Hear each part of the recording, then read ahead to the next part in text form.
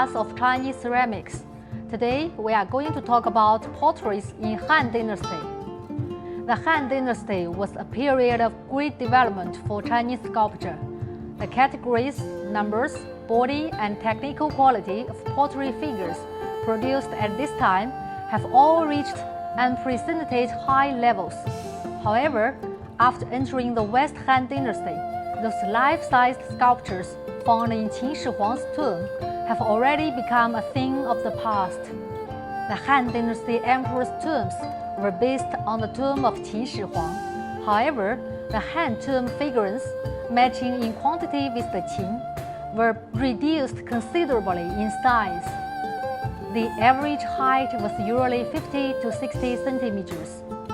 In West Han Dynasty, there were already two general kinds of clay figure in existence.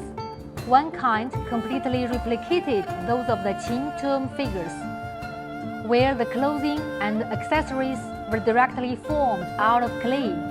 The second type was drastically different, as the figures represented naked bodies of men and women, which were dressed in real costumes and clothing later on.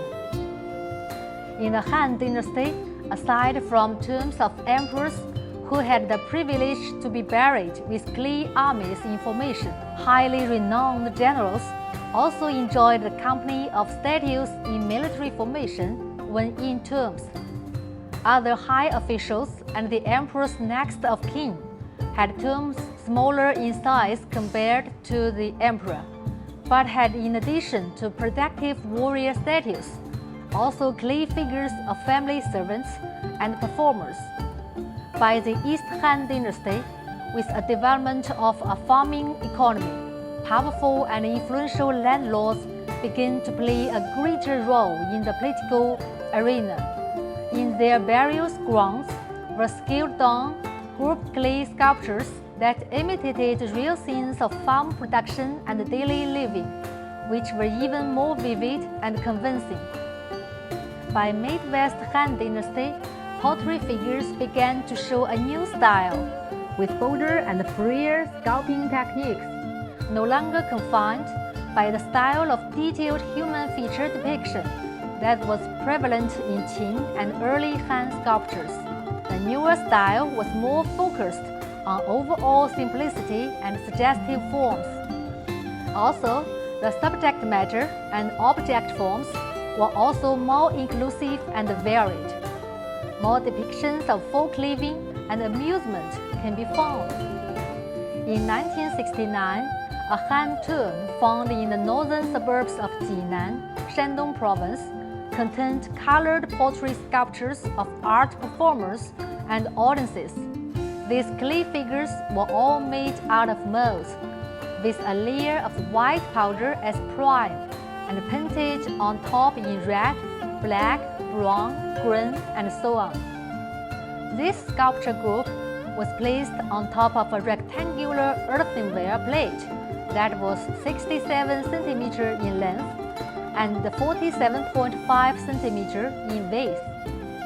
Against a backdrop of a musical band with all sorts of instruments and performers, a dance and acrobatics troupe comprising of both males and females took up center stage. On the sides were 7 spectators in long robes and sleeves watching attentively. In the entire scene, the performers, spectators, and the band players were arranged in a very orderly fashion, placing the correct emphasis on the respective objects. This was a very vivid scene of entertainment performance for the loyalty, displayed so realistically that it makes one feel to be part of the actual scene. The creator of this sculpture group tried to capture the people's spirits and movements, but not overly focused on the facial expressions and details of people. Therefore, the figures were rough yet lovable. The subject matter of this clay sculpture group was no longer a scene of laboring of household servants, but instead replaced by an occasion of music and dance. It reflected changes in the lifestyles and the choice of indulgence and amusement of the aristocratic class. From West Han to East Han, the subject matters of pottery figures have become even more rich and inclusive. There were models of carriages hauled by handsome stallions, as well as thrones of male and female servants, music and dancer performers, and so on, all of which were common subject matters for making sculptures at the time. The most vivid and memorable pieces among the so-called 100 performance artists, sculptures uncovered so far at Chengdu suburbs had to be the vocalist figures, which were all depicted top-naked. Also famous were figurines of dancers, wind instrument performers, sitting figurines, and more. The sword-wielding figurine, drummer figurine, and string instrument figurines found in Chongqing city were all very lively and realistic, full of the essence of daily living. Furthermore, animal sculptures of the Han Dynasty were also very successful.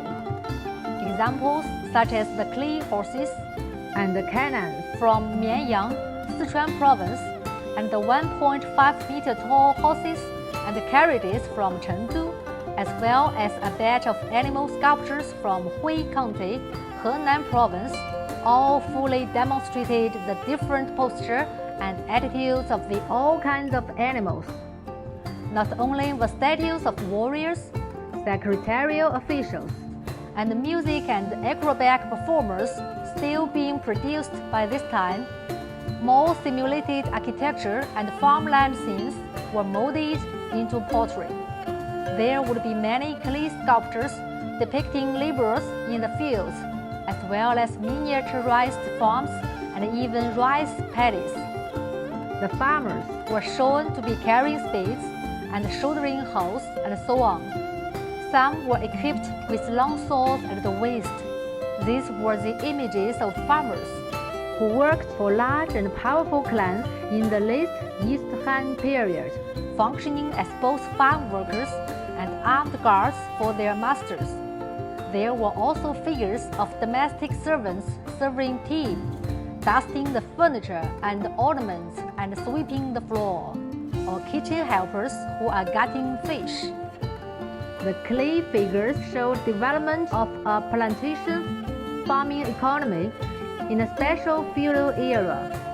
At the same time, it demonstrated that the Han Dynasty, differently from the Qin, pursued pragmatism in aesthetics. That's all for today. Thanks for watching. See you next time.